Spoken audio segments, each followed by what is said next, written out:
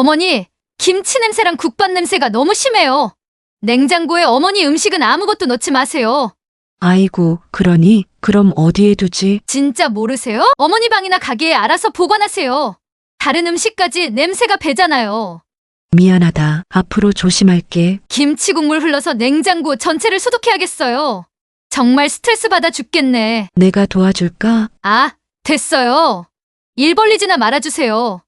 이 말이 제 귓가에 맴돌며 떠나지 않았습니다. 며느리의 차가운 목소리가 마치 날카로운 칼처럼 제 가슴을 찔렀죠. 평생 국밥집을 지켜오며 쌓아온 제 자존심이 한순간에 무너져 내리는 것을 느꼈습니다. 저는 정분옥, 올해 71살입니다. 남편을 잃고 홀로 40년간 국밥집을 운영해 왔습니다. 새벽 4시부터 일어나 뼈를 우리고 김치를 담그고 손님들에게 따뜻한 밥 한 그릇씩 내어드리며 살아왔죠. 거칠어진 제 손마다 배어있는 건 바로 이 국밥 냄새였습니다. 그런데 이제 그 냄새가 더럽다고 하네요. 제가 평생 자랑스럽게 여겨온 것이 이제는 숨겨야 할 부끄러운 것이 되어버렸습니다. 아들을 위해서라면 무엇이든 할 수 있다고 생각했습니다. 제 노후 따위는 생각하지 않고 모든 돈을 모아 아파트를 사줬습니다. 30평 아파트 한 채 10억이 넘는 돈이었지만 아들이 행복해하는 모습을 보니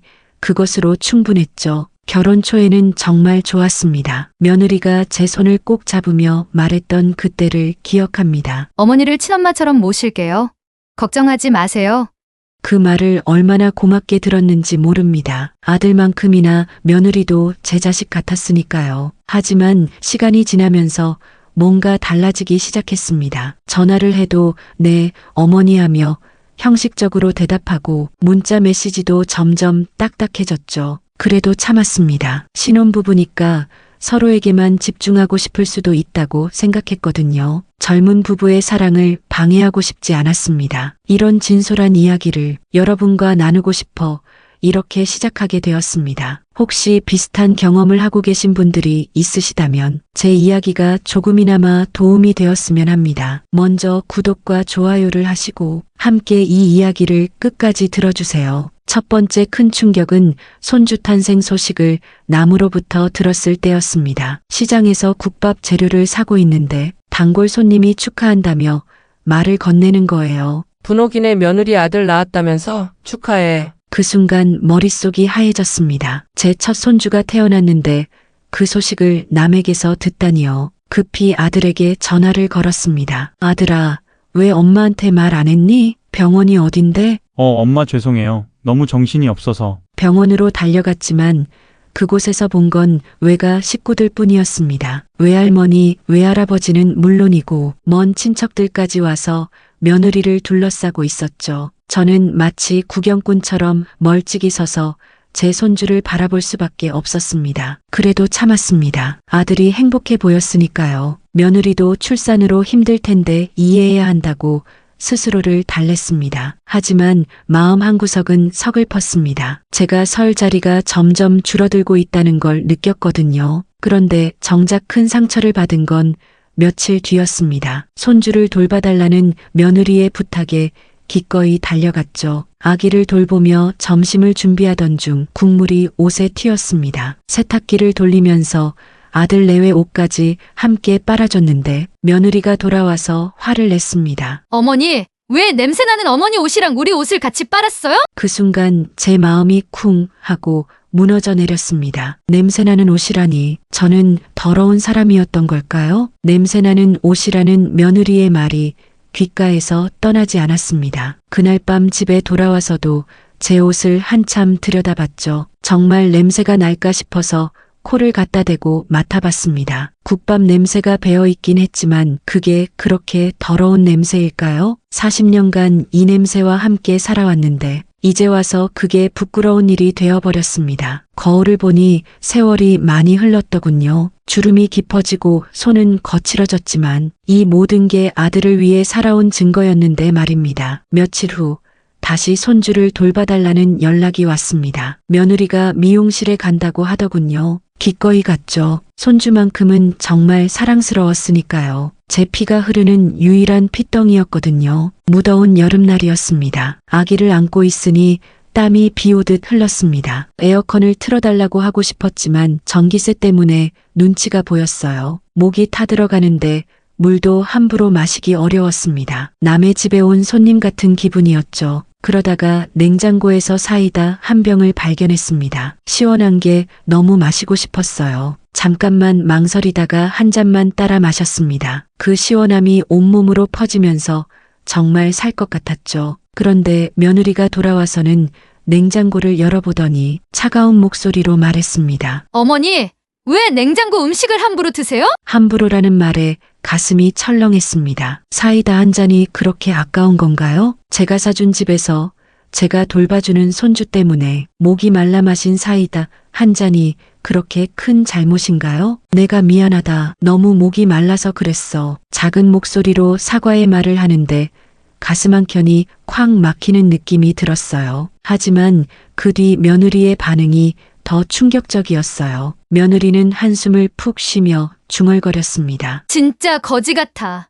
그 말을 듣는 순간 온 세상이 무너지는 것 같았습니다. 거지 같다고? 제가 거지인가요? 아들 키우고 며느리 위에 집까지 사준 제가 거지란 말인가요? 눈물이 날 것 같았지만 참았습니다. 손주 앞에서 할머니가 우는 모습을 보여줄 수는 없었거든요. 하지만 그 순간부터 뭔가 달라지기 시작했습니다. 제 안에서 무언가가 끓어오르기 시작했어요. 집에 돌아와서 거울을 봤습니다. 정말 제가 거지 같아 보이는 걸까요? 평생 성실하게 살아온 제가, 아들을 위해 모든 것을 바친 제가 정말 그렇게 초라한 존재일까요? 그날 밤 잠이 오지 않았습니다. 며느리의 말이 계속 머릿속을 맴돌았어요. 거지 같아. 진짜 거지 같아. 그 말이 귓가에서 떠나지 않았습니다. 다음날 국밥집에 나가서도 마음이 무거웠어요. 단골 손님들이 사장님, 오늘 왜 이렇게 기운이 없어요?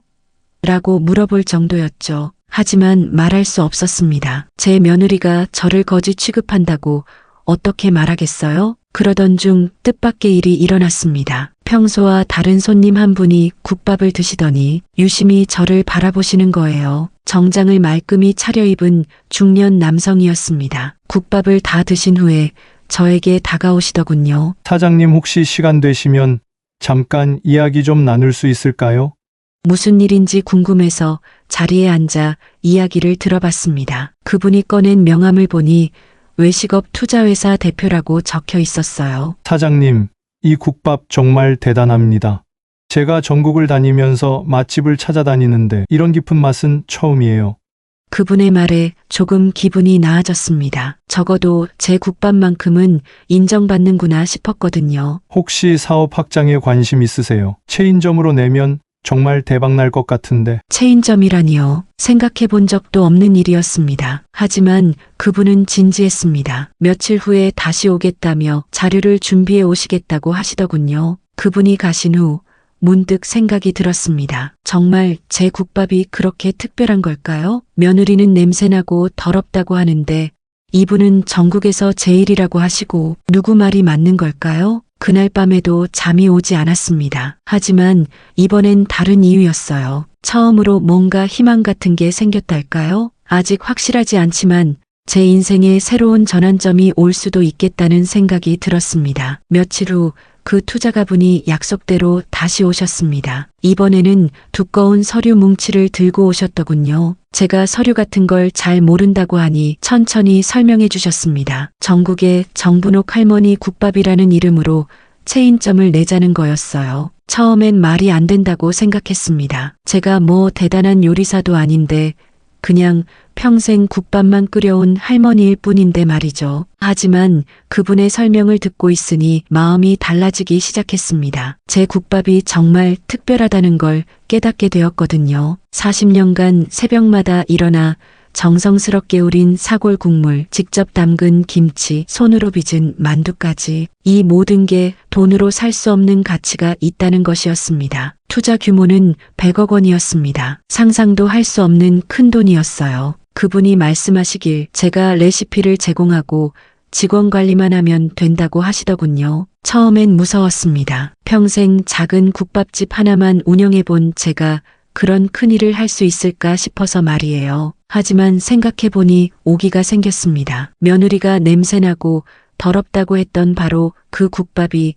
이렇게 큰 가치를 인정받는다니요. 제가 평생 자랑스럽게 여겨온 것을 부정당했던 그 모든 순간들이 떠올랐어요. 그래서 결심했습니다. 해보기로 했어요. 다만 한 가지 조건을 달았습니다. 아직은 아들과 며느리에게 알리지 말자고요. 왜 그랬는지 제 자신도 확실하지 않았지만 뭔가 속으로 품고 있고 싶었습니다. 계약서에 사인을 하는 순간 제 손이 떨렸습니다. 71살에 이런 큰 결정을 내리다니요. 하지만 이상하게 후회는 되지 않았어요. 오히려 가슴이 두근거렸습니다. 마치 젊은 시절로 돌아간 것 같은 기분이었죠. 체인점 준비 작업이 시작되었습니다. 직원들을 뽑고 매장을 개설하고 레시피를 표준화하는 일들이 연달아 이어졌어요. 처음엔 모든 게 어려웠지만 투자회사에서 전문가들이 도와주니까 생각보다 할만했습니다. 무엇보다 제가 인정받는다는 느낌이 좋았어요. 직원들이 저를 사장님이라고 부르고 제 의견을 소중하게 들어주고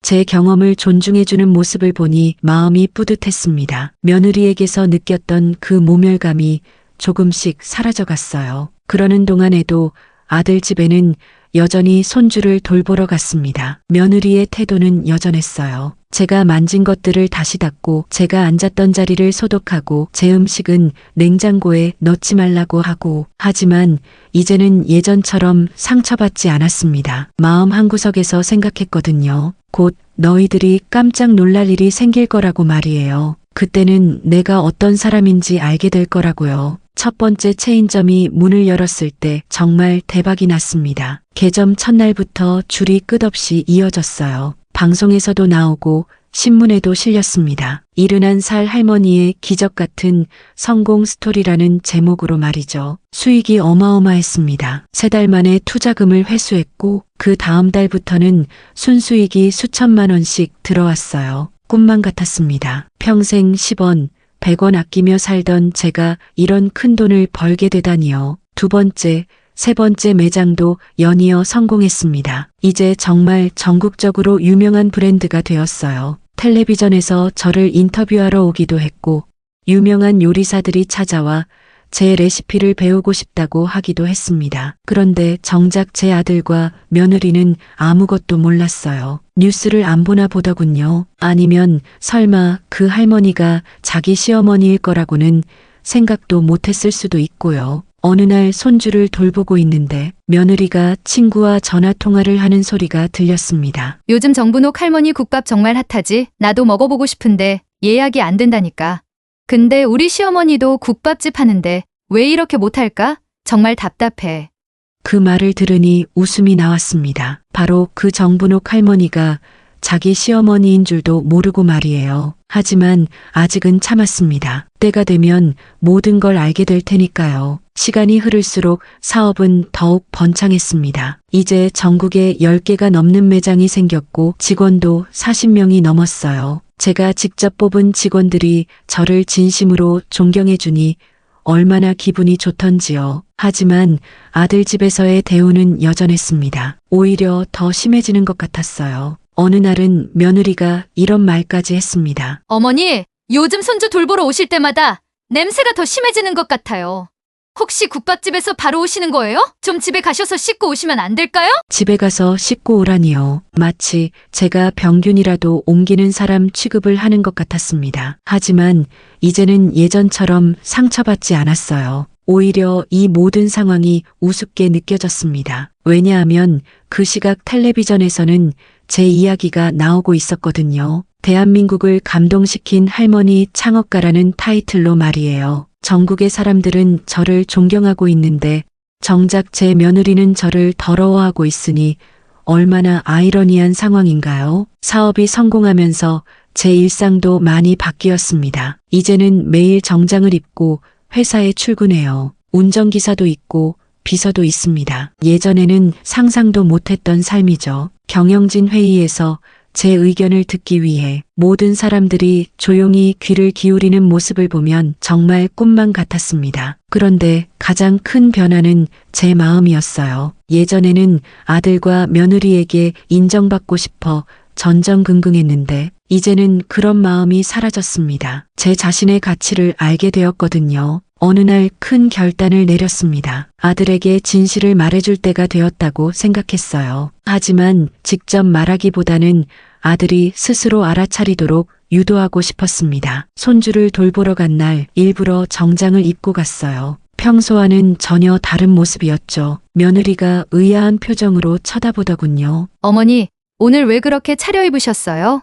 아, 오늘 중요한 약속이 있어서 그래. 무슨 약속인지 더 묻지는 않더군요. 관심이 없는 모양이었어요. 하지만 제가 들고 온 서류 가방은 계속 신경 쓰는 것 같았습니다. 그날 오후 며느리가 외출한 사이에 아들과 둘이 이야기할 기회가 생겼어요. 아들이 물어보더군요. 엄마, 요즘 뭔가 달라 보이시네요. 좋은 일이라도 있으셨어요? 그래, 좋은 일이 생겼지. 하지만 아직은 비밀이야. 아들은 더 이상 묻지 않았어요. 그저 웃으며 고개만 끄덕였습니다. 하지만 저는 알 수 있었어요. 아들도 뭔가 변화를 느끼고 있다는 걸 말이에요. 며칠 후 텔레비전에서 제 특집 방송이 나왔습니다. 기적의 할머니 사업가 정분옥 대표의 성공 스토리라는 제목이었어요. 일주일 전에 미리 녹화를 했던 건데 방송국에서 대대적으로 홍보를 했더군요. 그날 저녁 아들에게서 전화가 왔습니다. 목소리가 많이 당황해 있었어요. 엄마, 에이 설마.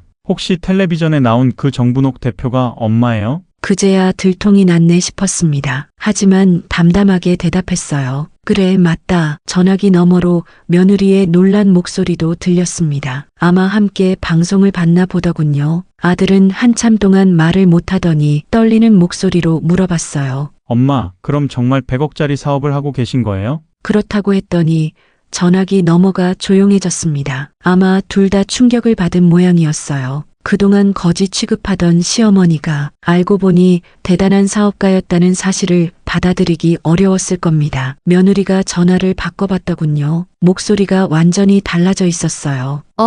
어머니, 정말 축하드려요. 저희가 전혀 몰랐네요.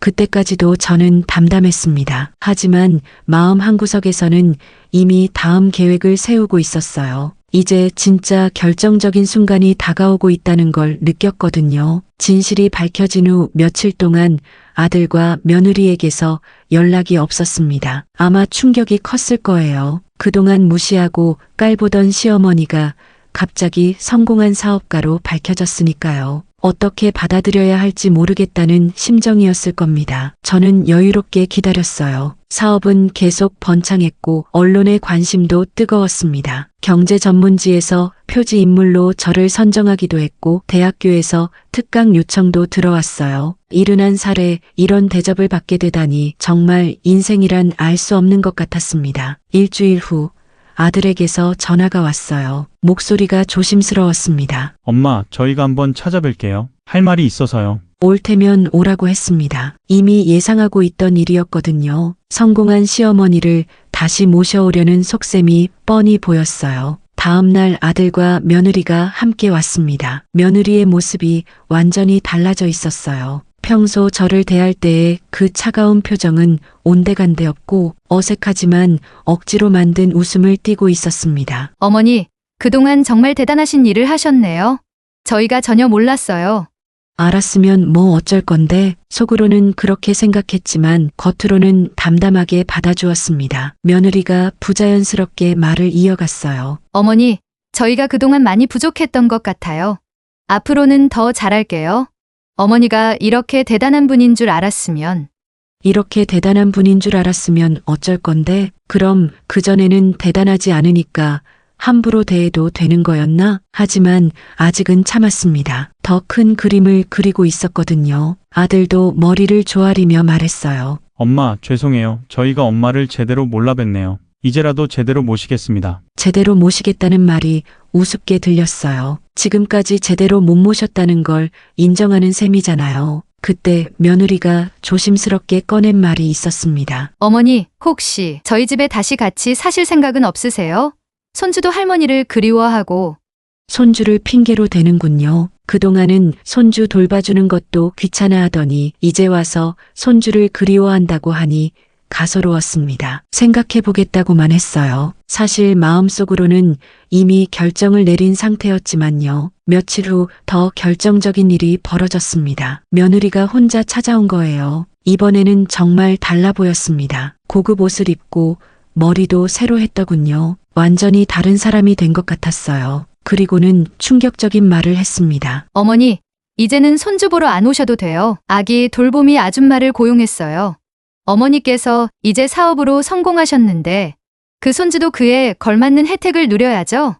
그 말을 듣는 순간 모든 게 명확해졌습니다. 이제 돈 많은 시어머니가 되었으니까 나도 그 덕을 보고 싶다는 뜻이었어요. 그리고 시어머니가 자주 오면 부담스러우니까 적당히 거리를 두겠다는 계산이었죠. 며느리는 처음부터 끝까지 저를 가족으로 생각한 적이 없었던 거예요. 가난할 때는 무시하고 성공하니까 이제는 부담스러워하고 결국 저는 그들에게 그저 이용당하는 존재일 뿐이었습니다. 그때 제가 했던 말이 기억납니다. 그래, 내가 거지 같지? 하지만 그 거지 냄새 나는 국밥 덕분에 내가 사는 집이 생긴 거야. 이제 다 끝이다. 며느리의 얼굴이 하얗게 변했어요. 제가 그 말을 기억하고 있었다는 사실에 놀란 것 같았습니다. 이제 정말로 모든 걸 끝낼 때가 왔다고 생각했습니다. 더 이상 이런 모욕을 참을 이유가 없었거든요. 며느리가 나간 후 저는 바로 변호사에게 전화를 걸었습니다. 이미 몇 달 전부터 준비해둔 일이었어요. 성공하면서 여러 전문가들과 인연을 맺게 되었는데 그중 한 분이 부동산 전문 변호사셨거든요. 정 대표님, 이제 시작하실 건가요? 네, 지금 당장 진행해 주세요. 집 증여 무효 소송을 제기하는 일이었습니다. 법적으로 부모 부양 의무를 다하지 않은 자녀에게 증여한 재산은 회수할 수 있다고 하더군요. 변호사님이 설명해 주시길 저희 경우는 승소 가능성이 매우 높다고 했습니다. 그동안 쌓아둔 증거들이 있었거든요. 며느리가 보낸 차가운 문자 메시지들, 제가 아픈 날에도 병문안 한 번 오지 않았던 기록들, 손주 출산 소식을 남에게서 들었던 일까지 모든 게 증거가 되었습니다. 변호사님이 말씀하시길 특히 며느리의 거지 같다는 발언은 결정적인 증거가 될 거라고 하셨어요. 부모를 모독하고 인격을 모독한 명백한 증거니까요. 소장을 접수한 날 아들에게서 급하게 전화가 왔습니다. 목소리가 다급했어요. 엄마, 이게 무슨 일이에요? 갑자기 소송이라니. 무슨 일이긴 뭐가 무슨 일이니? 내 아내가 한 짓을 생각해봐라. 아들은 한참 말을 못하더니 떨리는 목소리로 말했어요. 엄마, 저희가 잘못했습니다. 소송은 취하해 주세요. 앞으로 정말 잘할게요. 이미 늦었다고 했습니다. 그동안 참고 참았는데 이제는 더 이상 참을 이유가 없다고 말이에요. 며칠 후 며느리도 찾아왔습니다. 이번엔 정말 다른 모습이었어요. 화장기 없는 얼굴로 눈이 부어 있었습니다. 아마 많이 울었나 보더군요. 소송만은 취하해 주세요. 하지만 저는 마음을 바꾸지 않았습니다. 이미 선을 넘었거든요. 며느리가 무릎을 꿇고 빌기까지 했지만 저는 고개를 돌렸어요. 이미 늦었다. 그동안 나한테 한 짓을 생각해봐라. 거지 취급하고 냄새난다고 하고 집에 오지 말라고 하고 이제 와서 용서해달라고. 법원에서 첫 번째 조정 기일이 있었습니다. 아들과 며느리가 나와서 합의를 요청했어요. 집은 그대로 두고 앞으로 잘 모시겠다고 했습니다. 하지만 저는 거절했습니다. 이미 마음의 문이 닫혔거든요. 며느리를 믿을 수 없었어요. 진심으로 뉘우치는 건 아니라는 걸 알고 있었습니다. 진심으로 뉘우치는 건 아니라는 걸 알고 있었습니다. 두 번째 조정에서도 마찬가지였습니다. 이번에는 아들이 눈물까지 흘리며 빌었어요. 기회는 이미 많이 줬다. 내 아내가 나를 거지라고 했을 때, 냄새난다고 했을 때, 집에 오지 말라고 했을 때, 그때마다 기회를 줬다. 하지만 더 심해지기만 했잖니. 결국 조정은 결렬되었고 본격적인 재판이 시작되었습니다. 변호사님이 말씀하신 대로 저희 쪽에 유리한 증거들이 너무 많았어요. 특히 며느리의 거지 같다는 발언은 법정에서도 큰 파장을 일으켰습니다. 판사님도 인상을 찌푸리시더군요. 부모를 그런 식으로 모독하는 건 법적으로도 문제가 된다고 하셨어요. 재판이 진행되는 동안 언론에서도 관심을 가졌습니다. 성공한 할머니 사업가의 가족 갈등이라는 제목으로 기사가 나기도 했어요. 여론은 대부분 제 편이었습니다. 댓글들을 보니 비슷한 경험을 한 분들이 많더군요. 우리 며느리도 그래요.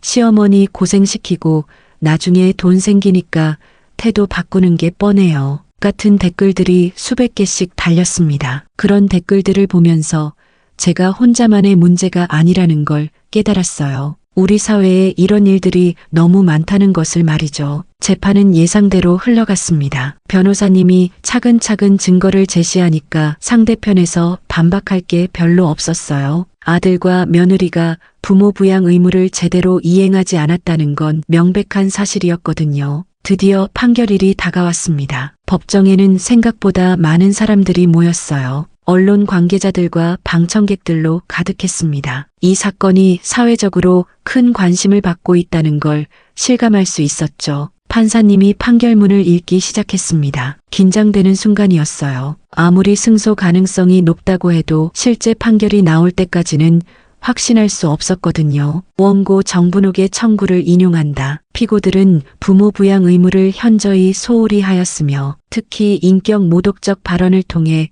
가족관계를 심각하게 훼손하였다. 따라서 증여계약은 무효이며 해당 부동산은 원고에게 반환할 것을 명한다. 그 순간 정말 가슴이 뛰었습니다. 이겼다는 안도감보다는 드디어 정의가 실현되었다는 기쁨이 더 컸어요. 옆에서 아들과 며느리가 무너지듯 주저앉는 모습이 보였지만 동정심은 들지 않았습니다. 법정을 나서는 길에 기자들이 몰려들었어요. 마이크와 카메라가 저를 향해 쏟아졌습니다. 정분옥 대표님, 지금 기분이 어떠신가요?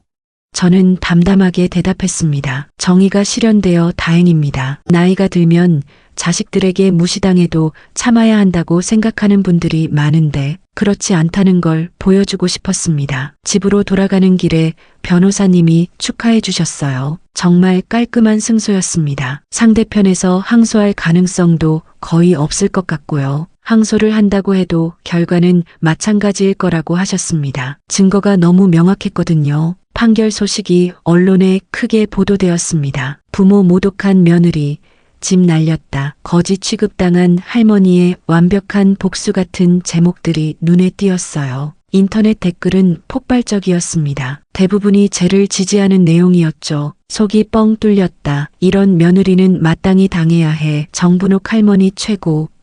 같은 댓글들이 수천 개씩 달렸습니다. 하지만 일부에서는 가족 간의 법정 다툼까지 하는 게 맞나라는 비판도 있었어요. 저는 그런 댓글들도 이해했습니다. 가족이라는 이름으로 모든 걸 참고 살아온 세대분들의 마음을 모르지 않았거든요. 판결 다음 날 아들과 며느리가 다시 찾아왔습니다. 이번엔 정말 참담한 모습이었어요. 며느리는 얼굴이 새하얗고 아들은 몇 날 며칠을 못 잔 듯 초췌해 보였습니다. 두 사람 모두 무릎을 꿇고 빌었습니다. 엄마, 우리가 잘못했어. 제발 용서해줘. 며느리가 우는 모습을 보니 마음 한구석이 아프긴 했어요. 하지만 이미 강을 건넌 상태였습니다. 돌아갈 수는 없었어요. 저는 고개를 저었습니다. 이미 늦었다. 내 남은 인생은 내 손으로 살겠다. 너희는 너희대로 살 거라. 그 말을 하는 제 목소리는 흔들리지 않았습니다. 70년을 살면서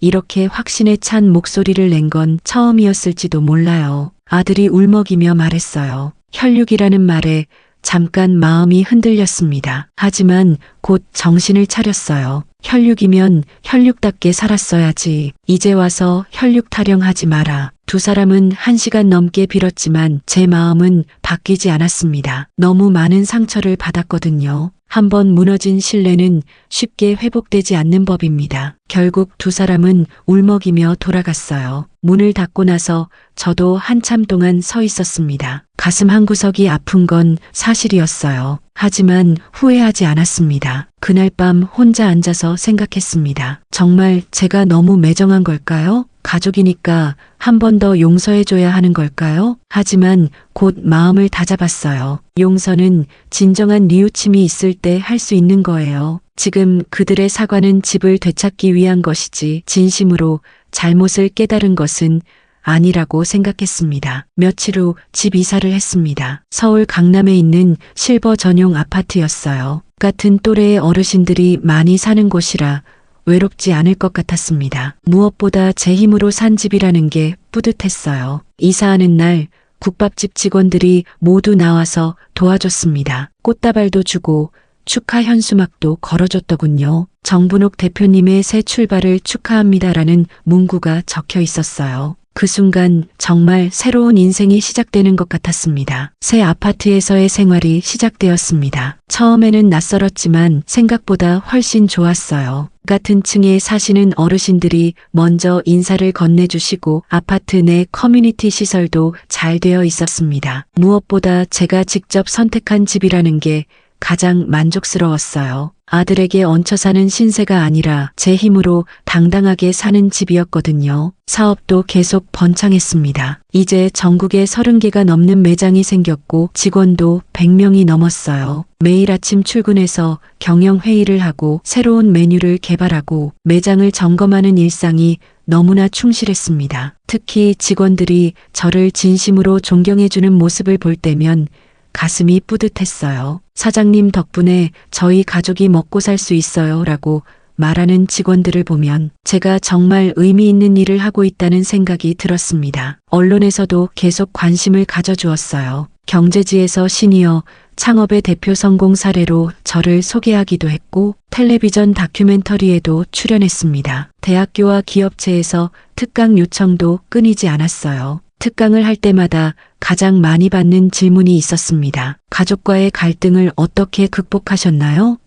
라는 것이었어요. 그때마다 저는 이렇게 답했습니다. 가족이라는 이름으로 모든 걸 참고 살 필요는 없습니다. 존중받지 못한다면 당당히 거리를 두는 것도 용기입니다. 나이가 들었다고 해서 무조건 참아야 한다는 생각은 버리세요. 많은 분들이 제 이야기에 공감해 주셨어요. 비슷한 경험을 하신 분들이 정말 많다는 걸 알게 되었습니다. 특히 시어머니와 며느리 갈등으로 고생하시는 분들이 저에게 편지를 보내기도 했어요. 그 중에서 기억에 남는 편지가 하나 있었습니다. 부산에 사시는 70대 할머니분이 보내주신 건데 당신도 며느리에게 비슷한 대우를 받고 있다는 내용이었어요. 하지만 제 이야기를 보고 용기를 얻어서 당당하게 말씀드리기 시작했다고 하시더군요. 그런 편지들을 받을 때마다 제가 겪은 일이 헛되지 않았다는 생각이 들었습니다. 많은 분들에게 용기를 드릴 수 있다면 그것만으로도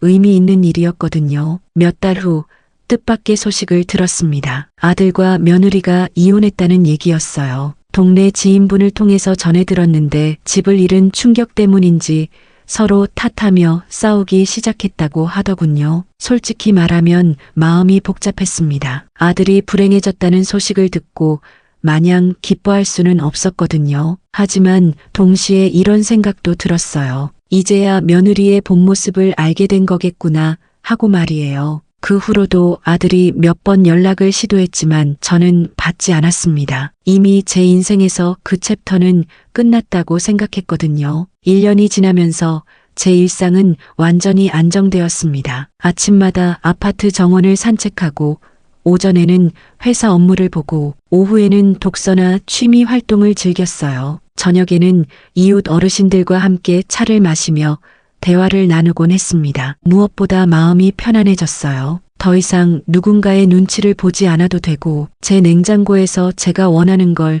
마음껏 꺼내 먹을 수 있고 제 집에서 제가 원하는 대로 생활할 수 있었으니까요. 거지 취급받던 제 국밥 냄새가 이제는 성공과 존중의 상징이 되었습니다. 전국 어디를 가도 정분옥 할머니 국밥 간판을 볼 수 있고 그걸 볼 때마다 뿌듯함을 느꼈어요. 가끔 손주 생각이 날 때가 있었습니다. 하지만 슬프지 않았어요. 진정한 사랑은 서로 존중할 때 가능한 것이라고 생각했거든요. 저를 존중하지 않는 사람들과 억지로 관계를 유지할 이유는 없다고 봐요.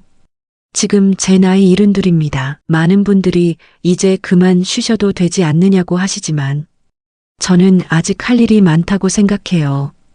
더 많은 매장을 열고 더 많은 사람들에게 일자리를 제공하고 비슷한 상황에 있는 분들에게 용기를 드리고 싶습니다. 71살에 새로운 인생을 시작할 줄 누가 알았겠어요? 지금의 제 모습을 보면서 많은 분들이 용기를 얻으셨다면 좋아요, 구독, 알람 설정 부탁드려요. 나이는 숫자일 뿐이고 진정한 존중과 행복은 언제든 찾을 수 있다는 것을 말씀드리고 싶습니다.